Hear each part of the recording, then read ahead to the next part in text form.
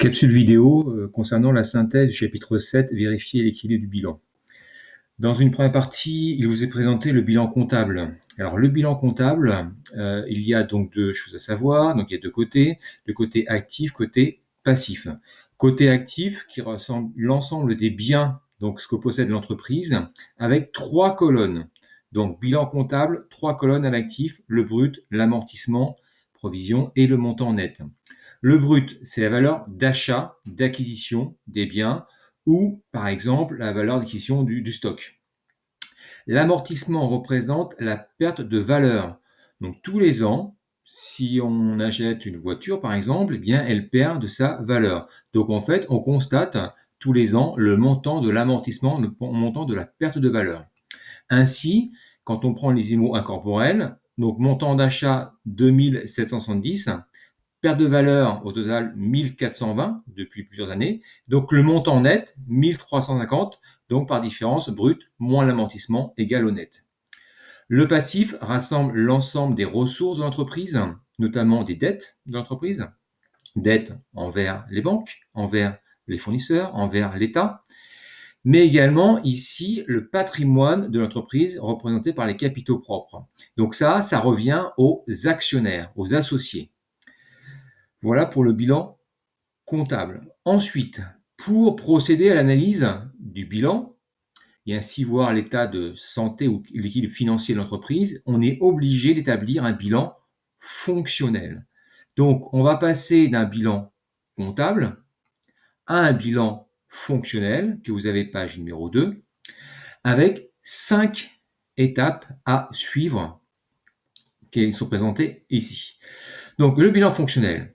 Attention, une seule colonne à l'actif. Donc, bilan fonctionnel, vous voyez que ça diffère par rapport au bilan comptable. 3 colonnes à l'actif. Ici, nous n'avons plus qu'une seule colonne à l'actif. 3 niveaux, 3 strates. Niveau donc actif, passif, stable, actif, passif, circulant et niveau trésorerie. Donc 3 couleurs différentes pour les 3 strates ici présentées. Ensuite, petit point 2, que des valeurs brutes à l'actif. Donc ici, tous les montants qui sont inscrits à l'actif représentent les valeurs brutes qui existaient dans le bilan comptable. Donc ça représente cette colonne. Ensuite, petit 3, le total amortissement provision de l'actif se retrouve au passif stable. Donc en fait, on a créé une ligne ici. On va inscrire au passif le montant de l'amortissement qui était finalement ici qu'on reporte dans le passif. Ensuite, quatrième point, les emprunts. Donc les emprunts, ou dette financière, sauf les CVC, se retrouvent au passif stable. Donc en fait, ici, on crée une ligne passif stable et on reprend ce qu'il y avait en emprunt, sauf les CBC, et on remonte ce montant au niveau du passif stable. Et les CBC se retrouvent au concours bancaire. Voilà. Ensuite, pour continuer l'analyse du bilan fonctionnel, une fois qu'il est établi, on va calculer le fonds de roulement net global, le BFR et la trésorerie nette. Donc, ces 3 éléments à calculer par la suite, qui vont donner la structure, l'équilibre financier de l'entreprise. Et ensuite, on verra donc le calcul de différents ratios. Donc ça, c'est en fonction des besoins, en fonction du sujet.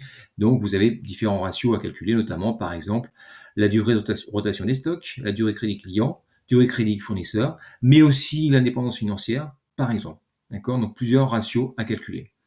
Donc ces ratios et le fonds de roulement, le BFR, la trésorerie nette, se calculent à partir du bilan fonctionnel. Donc dans ce chapitre, on passe bien d'un bilan comptable à un bilan fonctionnel avant de procéder aux différents calculs qui sont au point 3 et au point 4.